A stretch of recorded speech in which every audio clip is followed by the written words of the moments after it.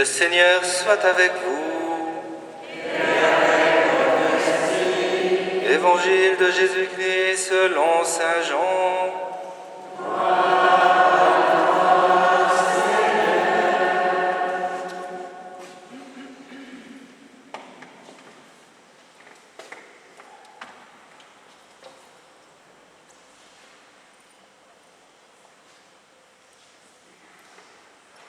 En ce temps-là, Jésus disait à ses disciples : « Moi, je suis la vraie vigne, et mon Père est le vigneron.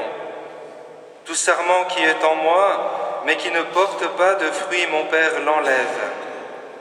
Tout sarment qui porte du fruit, il le purifie en le taillant, pour qu'il en porte davantage. Mais vous, déjà, vous voici purifiés grâce à la parole que je vous ai dite. Demeurez en moi, comme moi en vous. De même que le sarment ne peut pas porter de fruits par lui-même s'il ne demeure pas sur la vigne, de même, vous non plus, si vous ne demeurez pas en moi. Moi, je suis la vigne, et vous les sarments.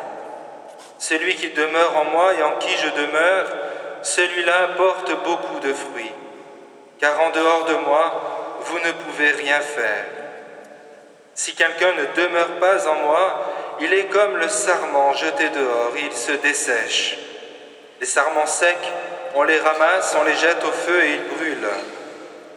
Si vous demeurez en moi et que mes paroles demeurent en vous, demandez tout ce que vous voulez, et cela se réalisera pour vous. Ce qui fait la gloire de mon Père, c'est que vous portiez beaucoup de fruits et que vous soyez pour moi des disciples. Acclamons la parole de Dieu.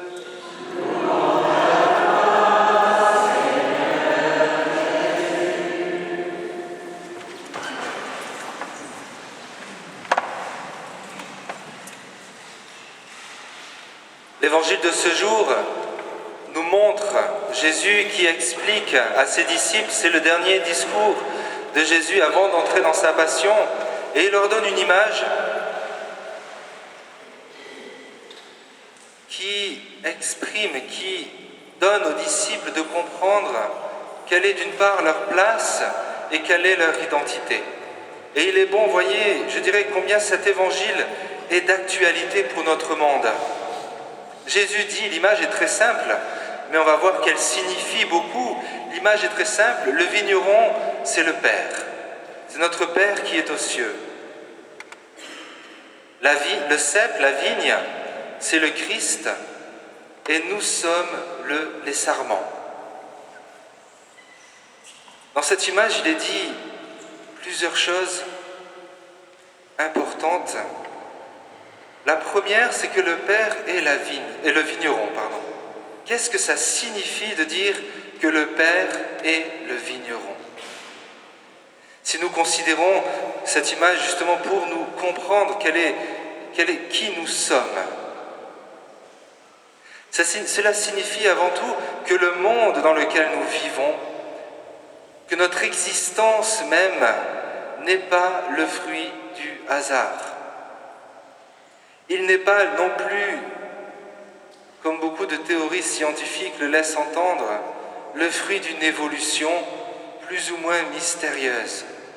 Dans notre monde, le Créateur, c'est Dieu lui-même. Lorsque Jésus dit que le vigneron, c'est son Père, il est en train de nous dire simplement que la création dans laquelle nous vivons est l'œuvre de Dieu. Et voyez, il est important parce que d'entendre cela, je dirais peut-être encore plus à notre époque qu'à l'époque de Jésus.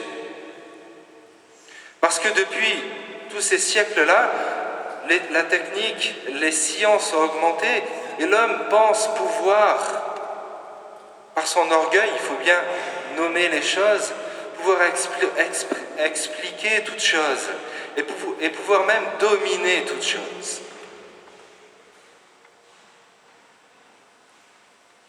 Comme il est triste, vous l'entendez peut-être encore plus que moi, mais je n'en suis pas privé non plus tristement, ces discours de personnes qui revendiquent leur athéisme.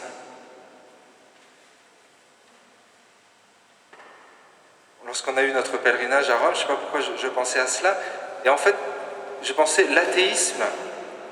Quelqu'un qui revendique son athéisme, c'est quelqu'un qui finalement pleure son père.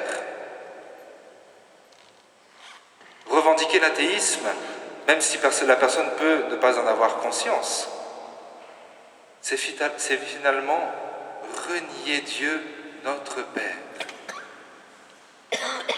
Et j'ose le dire, peut-être c'est plus délicat à entendre et que certains auraient du mal à l'entendre, je dirais par une certaine forme d'orgueil. Bien sûr, il faut pas... si vous avez des athées en face de vous, bien sûr, peut-être il y a des manières plus douces de l'amener. Mais comment comprendre?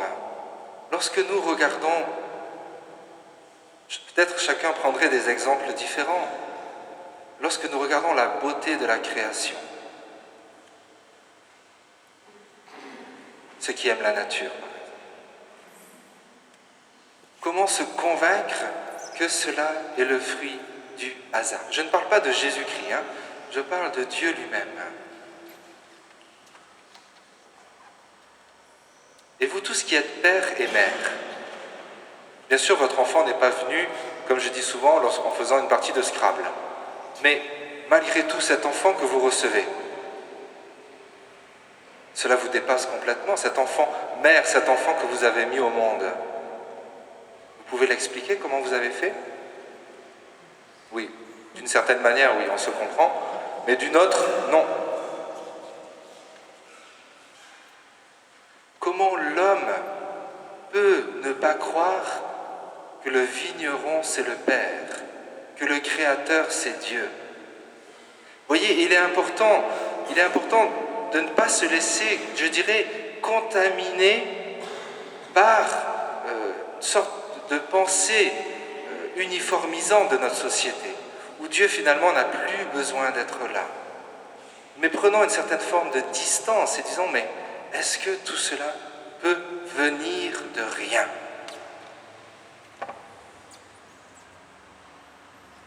Et la conséquence directe de cela, c'est aussi que notre existence n'est ni le fruit d'une évolution plus ou moins indéterminée, ni le fruit du hasard, mais que notre existence, à chacun d'entre nous, à tout homme, est l'expression de la volonté de Dieu. Et même dans les situations où cela peut paraître le plus inacceptable. Parce que pour qu'un homme vienne au monde, eh bien, il faut que Dieu lui donne la vie. Et ce qui est inacceptable, c'est que parfois ça passe par, disons, on va dire, les inepties des hommes, des actes inacceptables des hommes, et que Dieu a laissé libre d'agir ainsi. Le Père est le vigneron.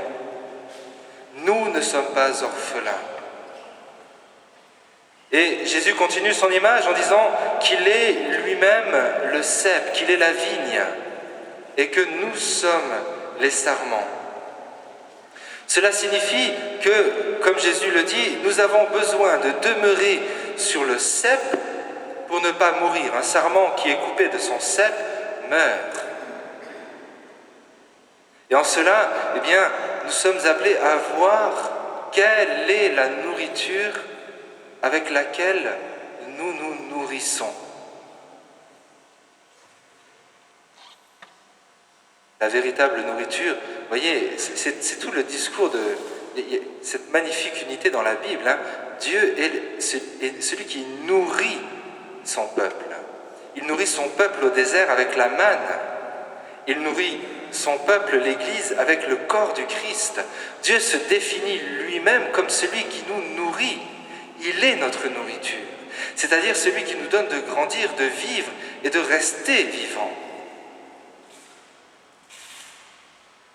Mais voyez, nous pouvons aussi nous nourrir de tant de choses qui ne vont pas nécessairement nous être profitables. Saint Paul dit « tout est permis, mais tout n'est pas profitable ». Voyez, en disant que le sarment a besoin de demeurer sur le cep pour nourrir, cela signifie aussi qu'il y a une nourriture, c'est-à-dire la sève qui monte du cep, qui nous convient et qui permet au sarment de grandir. Et cela signifie donc qu'il y a des nourritures qui vont nous donner la mort. Vous voyez, nous sommes là face au grand mystère de la liberté de tout homme. C'est impressionnant, hein, lorsque Dieu est le créateur de toutes choses, Dieu est le Père, le vigneron, mais il laisse l'homme libre de le suivre ou pas, de le reconnaître ou pas. Et je dirais que c'est indispensable. Parce que si nous n'avions pas la possibilité réelle de refuser Dieu, nous ne pourrions pas l'accepter librement et en vérité. Vous voyez, souvent on met en avant cette possibilité que l'homme a de nier Dieu, mais le fait que l'homme puisse nier Dieu est simplement l'authentification que nous pouvons, ou la condition de possibilité, diraient les philosophes, s'il y en a parmi nous, pour que nous puissions le choisir. Et que nous choisissions de demeurer sur le cep. Vous voyez, nous pouvons, dans cette Eucharistie aussi, nous poser cette question. De quelle nourriture je me nourris? Qu'est-ce qui alimente ma vie? Qu'est-ce qui alimente mon esprit? Qu'est-ce qui m'occupe? De quoi je nourris mes yeux et mes oreilles? Et mon toucher?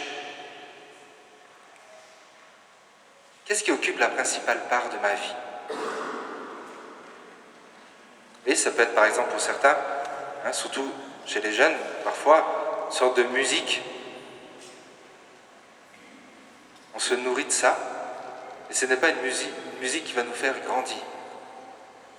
Bien sûr, il y a tout ce qui est Internet, tout ce qui est écran. Chacun d'entre nous, combien d'heures on passe devant notre écran? Alors parfois, cette nourriture-là peut être positive ou négative. Si vous lisez les homélies du Saint-Père sur votre écran d'ordinateur, c'est une bonne nourriture. Mais posons-nous cette question. De quoi je me nourris? Quelle est ma nourriture? Qu'est-ce que je perçois? Qu'est-ce que j'emmagasine le plus tout au long de ma journée? Parce que c'est ça qui va me former. Ce que nous dit le Seigneur, c'est que si nous ne demeurons pas sur le cep, eh bien, nous allons sécher et le Père va nous émonder.